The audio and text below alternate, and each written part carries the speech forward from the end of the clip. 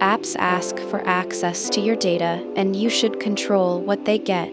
In this video, we will explain managing app permissions in Windows. Permissions decide what each app can access, like your camera, microphone, location, files, and contacts. Reviewing them protects your privacy. Open Settings and go to Privacy and Security. Here you will find a long list of permission categories. Click into any one, like camera or microphone, and you will see a list of apps that have requested access, each with a toggle. Turn off access for any app that does not need it. For example, a calculator app has no reason to use your camera. Check the location category carefully, turning off access for apps that do not need to know where you are. Review the microphone and camera permissions, which are the most privacy sensitive.